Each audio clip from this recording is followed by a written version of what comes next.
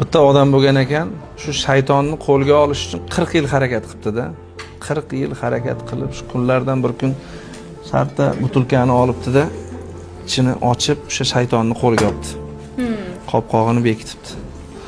Xursand bo'lgan, sovuq ter chiqib ketgan onasi debdi, mana 40 yil mehnatim zoyi ketmadi. Shaytonni va nihoyat qo'lga oldim. Sen shunga qarab tur. Men boraman, bozorlik qilaman, bir osh qilasan, maza qilib osh yeymiz, chunki 40 yil mehnatim ketdi.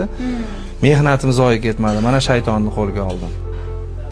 Eri chiqib ketishi bilan qiziquvchan xotin bunda qarab turibdi-da, shu qanaqa bo'lar ekan bu shayton? Qopqog'ini ochibdi-da, shayton chiqibdi-da, endi chiqqandan keyin katta bo'ladi. Chiqib xaxalab kulibdi, "Ahmoq xotin" debdi, "Ahmoq xotinsan. Ering 40 yil harakat qiluvdi. Sen 40 soniyalik qiziqishing tufayli meni shu shishadan chiqarib yubording. Ahmoq ekansan" desa, xotin bir qarab qo'yibdi, pinagini ham buzmay ishini qilishda davom etaverdi. Keyin jahli chiqibdi shaytonni, "Ey" debdi xotin. "Sen afsuslanmayapsanmi? Eringni 40 yillik mehnati ketdi" desam, "Bundoq qarab.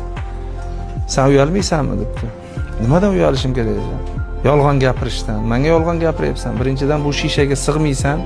Ikkinchidan sen bu shishaning ichidan chiqmading, qayerdandir paydo bo'lding, meni aldayapsan" debdi. Keyin shaytonni jahli chiqibdi, "Menga ishonmayapsanmi?" debdi. "Hozir ishga kirib ko'rsataman" debdi. "Kira olmaysan, sig'maysan" debdi. Shayton jahli ustida shartta butilkaga kirgan ekan, ayol oldinda qopqog'ini yopib qo'yibdi. Yana ishida davom etaverdi. Keyin shayton Allohga yuzlangan ekan. "Ayolni yaratar ekansan, nima qilarding meni yaratib" degan ekan.